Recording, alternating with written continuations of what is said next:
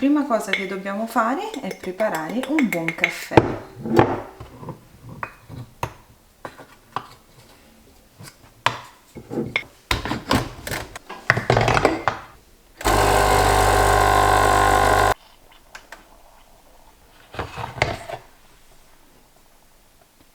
Recupero anche la polvere. Prendiamo una ciotola piuttosto capiente, aggiungiamo 130 g di zucchero, il caffè caldo, 60 ml d'olio oppure 80 g di burro e la polvere del caffè che abbiamo fatto.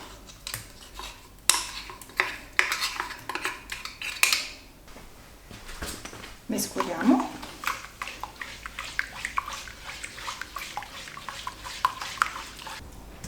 Aggiungiamo 200 g di farina,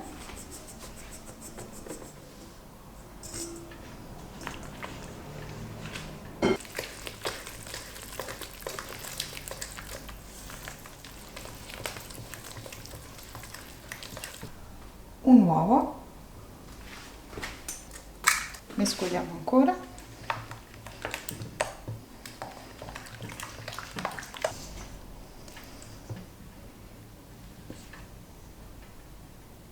Ultimo ingrediente, una bustina di lievito per dolci. C'è un profumo.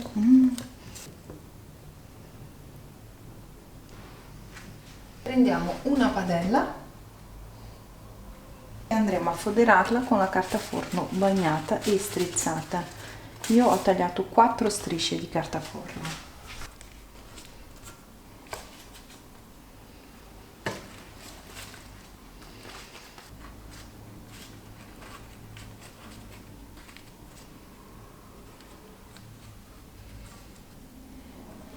Aggiungiamo l'impasto.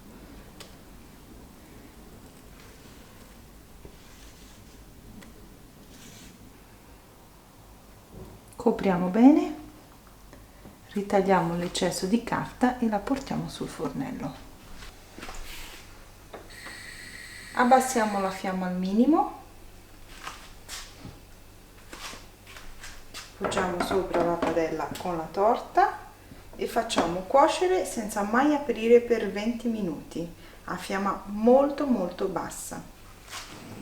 Scusate per il rumore, ma nel frattempo ho acceso la lavastoviglie, sono passati 30 minuti di cottura e adesso vado a controllare.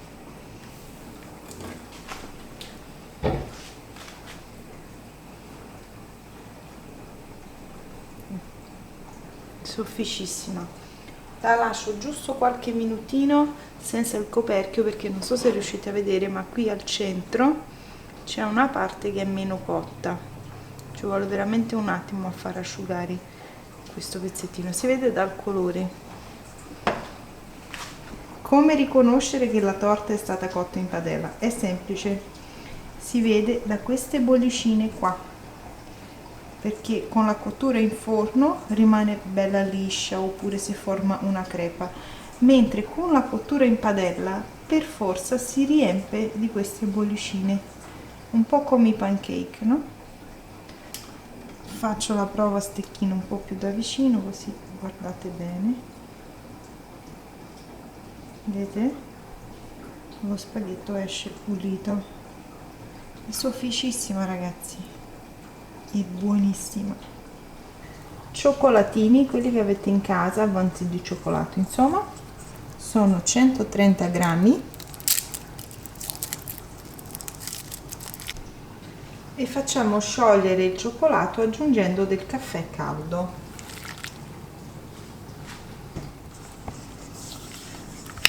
Basta versare il caffè bollente sul cioccolato, mescolare. Eccola qua, pronta. Capovolgiamola su un piatto.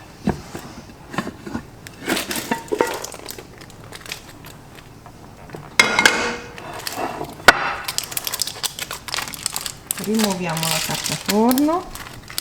Dovevo stare un pochino più attenta alla fiamma perché come potete vedere il fondo si è un pochino bruciacchiato.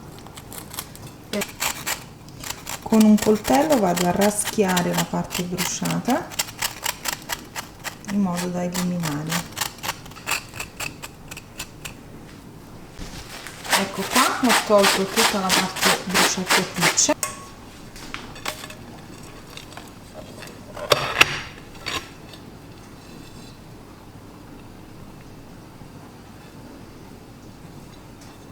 E per girarla, guardate un po', ho combinato un bel disastro, però io non mi arrendo. Un copa pasta e la faccio più piccola.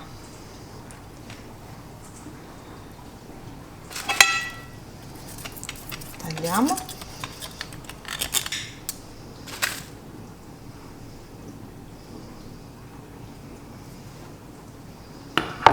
È super soffice, ragazzi. Appoggiamo la nostra torta sopra una griglia, così, e ricopriamola con il cioccolato che abbiamo sciolto con il caffè. Ci stanno anche dei pezzettini di nocciole. Sbricioliamo quello che si è rotto. Ora andremo a ricoprire i bordi con le briciole.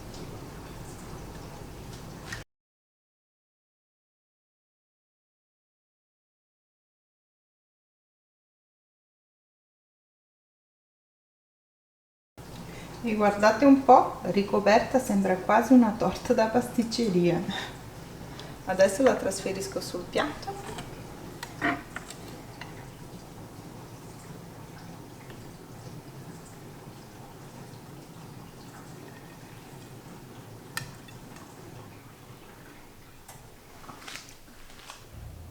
Ed ecco a voi il risultato finale.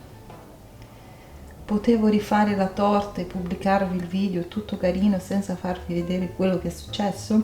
Sì, avrei potuto farlo, ma ci tengo a farvi vedere che per tutto c'è un rimedio, tranne che per la morte. Quindi non c'è bisogno di sprecare, perché mi è capitato di vedere gente buttare la roba solo perché si era rotta o insomma per delle sciocchezze. Il cibo non si butta, ok? Bisogna sempre cercare di recuperare. Per questo ho deciso di lasciare il video così com'è e di non rifarlo, insomma.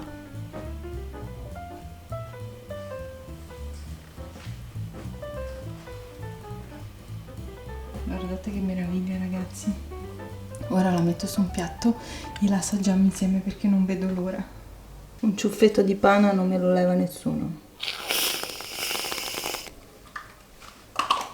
Vedete quanto è soffice.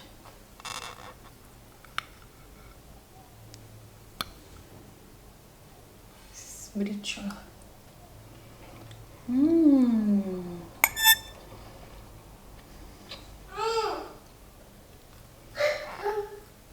Ragazzi, è una bontà. Se come mi amate il caffè dovete provarla. Mia torta. Se provate a fare la mia torta al caffè in padella, scattate una bella foto e poi pubblicatela su Instagram utilizzando l'hashtag ricette di Gabri. Mi fa tanto piacere vedere le mie ricette rifatte da voi. Questo è il mio profilo. Se vi piace seguitemi. Io intanto pubblico subito la foto di questa squisitezza.